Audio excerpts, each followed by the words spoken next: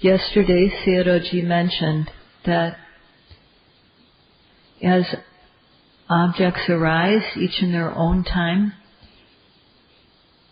if we observe them with the practice of satipatthana every time they arise, when the mindfulness is sustained and the mind is collected, the mind comes face to face with the object, we begin to develop knowledge, starting with the discernment of mind and body. Without this knowledge of the discernment of mind and body, we think there's a self, but this knowledge dispels such a view. When we continue to observe, continue to note, we come to observe cause and effect. A cause leads to a specific effect. Relevant cause is linked to relevant effect. And Sayadaw explained how mentality causes physicality by using the example of the moment of sitting down. In the moment of sitting down, the intention to sit, which is mentality, causes the sitting down process, which is physicality. So that was an example of how mentality causes physicality. Mentality can also cause mentality. And this is seen, an example of this is that, for example, when we're eating food, if we don't pay attention to the taste, we won't know the taste. But because we turn our minds to tasting, we know the taste of the food. So although there are many things that are happening when we eat the food, the turning of our mind, the quality of yoniso manasikara, wise attention, is what directs our mind to one object in particular among many that can be happening at once. Another example is of how yoniso manasikara operates is, for example, in touching. There are many points all at once where we may feel the sensation of touching. But we're only aware of that one where our minds are directed to. And that is due to this quality of yoniso manasikara. So the yoniso manasikara, wise consideration, causes the mind to avert towards a specific object. So there are many, many kinds of objects happening all at once. Seeing, hearing, tasting, touching, smelling, and thinking. And this quality of averting the mind to a particular object, yoniso manasikara, is evident to the yogis who are noting carefully. The yogis who are noting carefully come to see how the quality of yoniso manasikara causes the mind to observe a specific object. So it's the case of mentality causing mentality.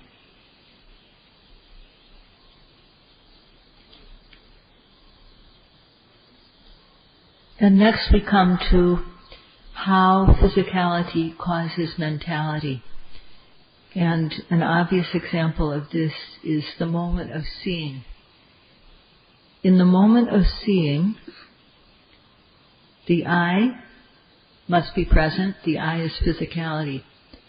But an eye alone is not enough for seeing to happen. There must also be the visible object which strikes the eye. And due to these two, seeing consciousness, contact and feeling arise. So this is an example of how these two physical elements come together and cause mentality to arise. And it's the same process for hearing, tasting, touching, and smelling due to the striking of an object on the base, on the physical base. Consciousness together with contact and feeling arise. And this is very evident So if you want to know more about how these causes and effects come about, so just observe them at the time of arising. Make effort and aim the mind at the moment these phenomena occur, and you'll come to see how these results come about due to their specific causes.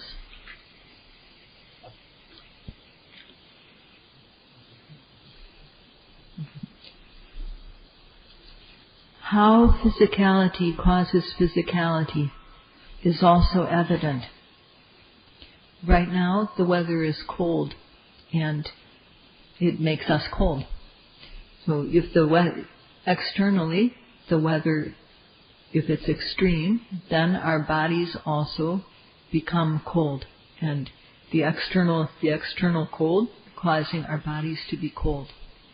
And the same way can happen with heat. If we move, then heat arises, and then the heat can also increase.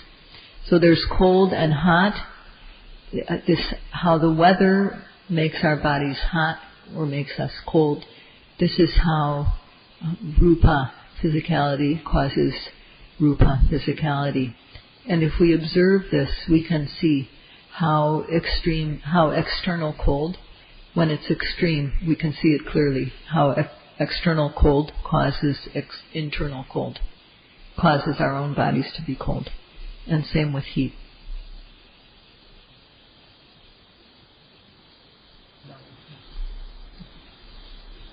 Another example of how physicality causes physicality is seen when we eat. So, ahara is nutrition, the aspect of food that's nutritious. It's a physical quality. And it causes physicality to arise. So when we eat, if what we eat doesn't have sufficient nutrition in it, then our bodies will be weak.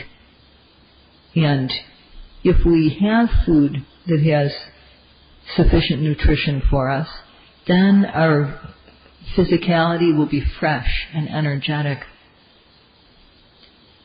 Another way in which how the ahara, the nutritious aspect of food, causes changes in our body is that if we don't eat 1 or 2 meals on time, if we don't eat 1 or 2 meals, we miss 1 or 2 meals, then we feel uncomfortable and we feel weak. On the other hand, if we eat something that's full of nutrition, full of nourishment, just 1 spoonful will cause us to have energy. So due to this aspect of nutrition, which is in food, our bodies are affected. And when we observe when we eat, we can see how the food causes changes in our body.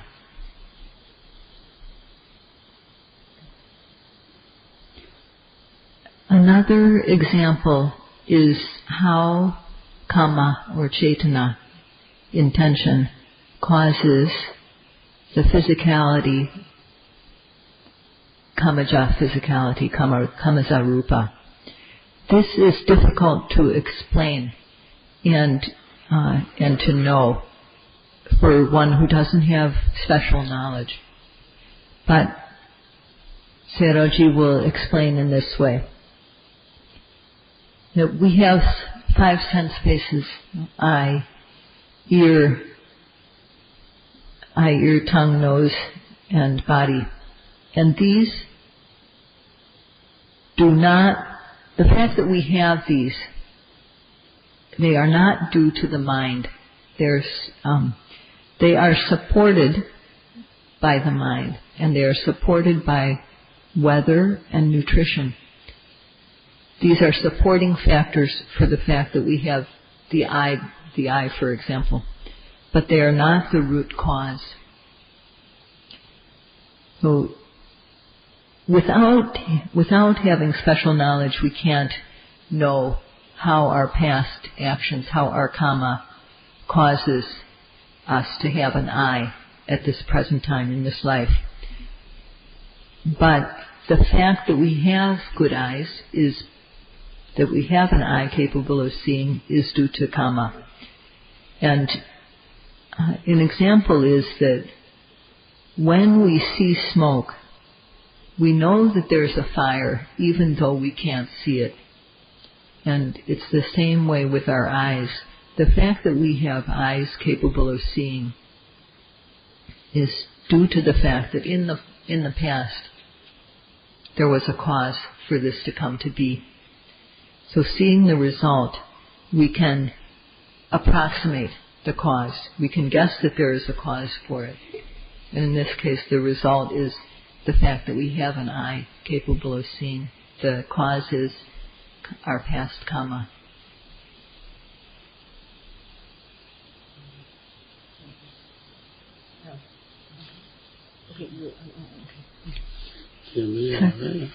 Sorry, Pia. So in the moment of seeing, for example, when a yogi is practicing carefully and respectfully, and seeing arises, we note seeing. And when our effort, sati and samadhi, are very good, then if the mind happens to fall on the eye base, one knows that that's what is seeing and that it's supported by the weather and nutrition. And one can see that when one observes the eye base, one knows how clear it is. The same way if we look in a mirror, we know how clean or dirty the mirror is. When we look in a mirror, it's evident. And the same way with our mindfulness. When we are aware of the eye base in the moment of seeing, with good effort, mindfulness and concentration, we can observe how clear we are seeing, how clear the eye base is.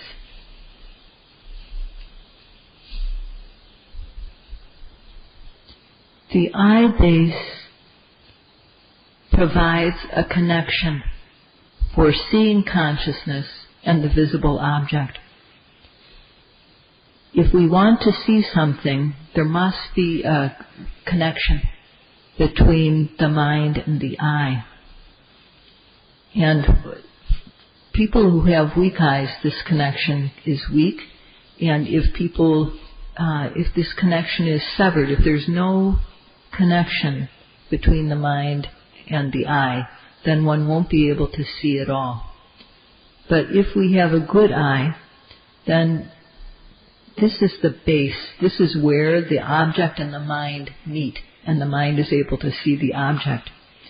This is what the function of the eye is, to provide a connection or a base for the mind and the visible object to come together. And when we observe seeing in the practice, we can see how this works.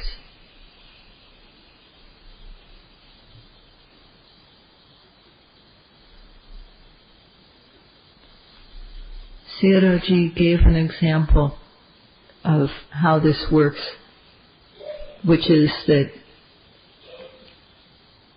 there are parts of the body that we can't see directly, so we use a mirror to see them. For example, when we want to see our face, we can't see it directly, so we look into a mirror. And we look straight into the mirror and we see what our face is like. So the mirror is an analogy for the eye base. It provides a place for us to see the object. The mirror provides a place for us to see the object, the same way the eye base provides a place for the mind to meet with the visible object.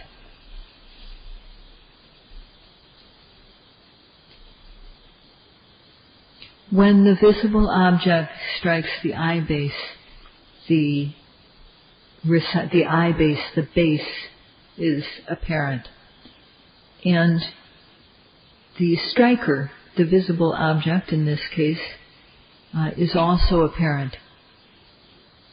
And when these two meet, there's a spark, a mentality, seeing consciousness, which arises. And this is also very apparent. So if one wants to see how physicality causes mentality, one has to just observe it as soon as it happens.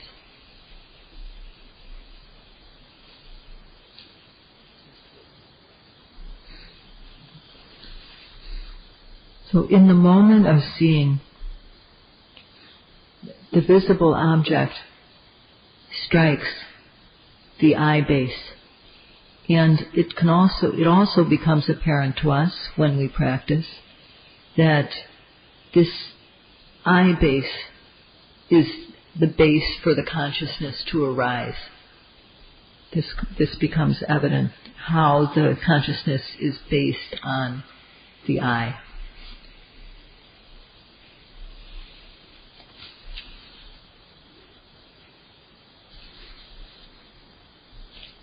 The eye base and the object, the visible object, come together, and seeing consciousness results. Together with seeing consciousness, there's also contact and feeling.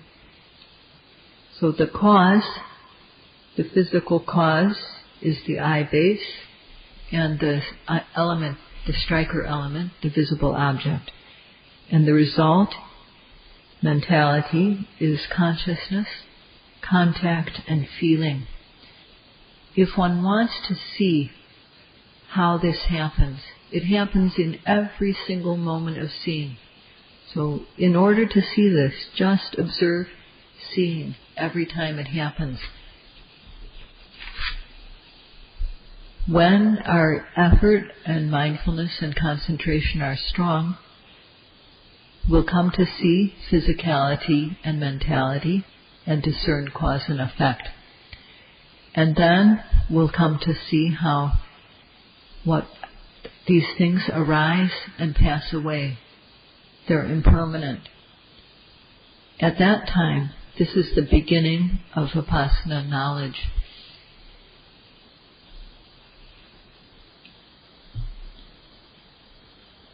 In the moment of seeing, anicca, impermanence, anicca lakkhana, the mark of impermanence, anicca nupassana jnana,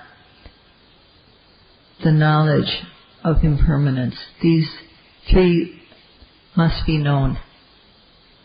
What is anicca? In the moment of seeing, there's an eye, there's visible object, and there's seeing consciousness, contact, and feeling. And these are all anicca. Why? Because they have the nature to pass away, having arisen. These are physical and mental impermanent dhammas. Why? Because they pass away. They arise and pass away. To know anicca, every time we see, if we know the eye base, we know anicca. If we know the visible object at the moment of seeing, we know anicca. If we know the seeing consciousness or contact or feeling, we know anicca, we know impermanence. It's said that anicca vedita bang, anicca, impermanence, is to be known. To know it at the moment that the mentality and physicality of seeing arise, one has to observe them with the satipatthana practice.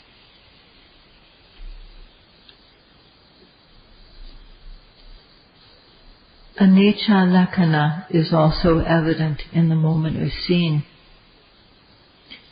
In the moment of seeing, the eye base arises and dissolves. Arises and dissolves. It's always changing. It's there and then it passes away. And the visible object too. It also arises and dissolves time and again. These are really there. These are true phenomena. But they're arising and passing away again and again. And it's the same with seeing consciousness, seeing contact and seeing feeling. Seeing consciousness arises and then passes away, one after another. Contact arises and passes away. Feeling arises and passes away, time and again. So physicality and mentality is all like this. And because this characteristic is common to all physicality and mentality, it's called a common characteristic, or in Pali, samanya lakkhana.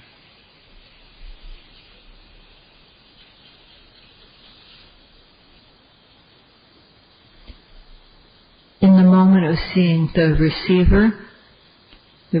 receptor, the base, the striker, and the spark, these each have their own characteristic. To be the base of consciousness, to be the striker against the base, to be the consciousness. So that's their individual characteristic. This is called sabhava lakkhana. These elements, the element of the base, the striker, and the spark, they arise and pass away. Arise and pass away, they start and finish. So this is the characteristic that they have in common. So their functions are different, but they have the common characteristic of arising and passing away. When one sees their individual characteristics quite clearly, then one begins to see them arising and passing away, arising and dissolving, arising and dissolving. This aspect of phenomena, that they arise and then pass away, is anicca lakkhana, the mark of impermanence.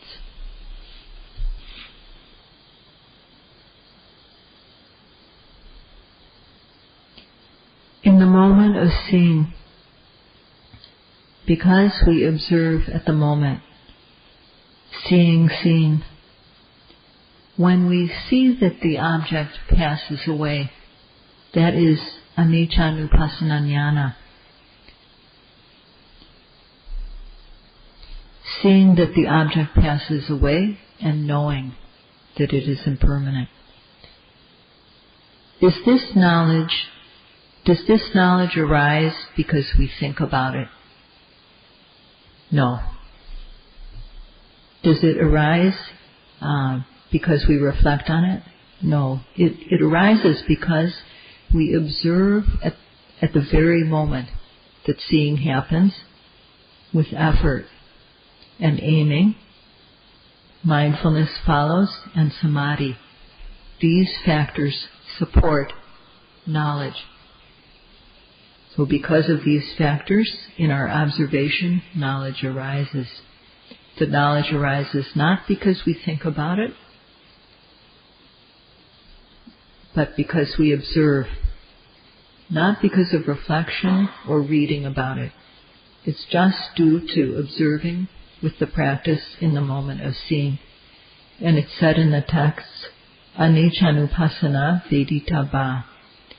Anicca-nupassana is to be known. If we look at a river that's flowing, when we look at it, it seems like the water is just all the same. It's just all the same water, and it's just flowing.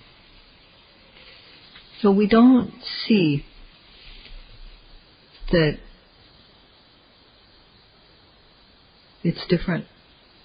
We don't see that it's old being old, the old water is flowing down. It just looks like the same thing in front of our eyes. But in fact, the water that was in front of us a minute ago is no longer in front of us. It's always, the old is always being replaced by new water that's coming from upstream. So, if we look in just a normal way, this is how our bodies will appear to us. Just like this river that's flowing and the water's all the same all the time. But if we look carefully, then we'll come to see the base, the striker, and the spark. The base element, the striker element, and the spark element. And we will see them arise and dissolve, arise and dissolve, arise and dissolve. So seeing the dissolution of the object of observation and knowing it is impermanent is anicca-nupassana jnana, and one must work to develop this knowledge. So Sayadaw will continue this topic tomorrow. Sadhu, sadhu.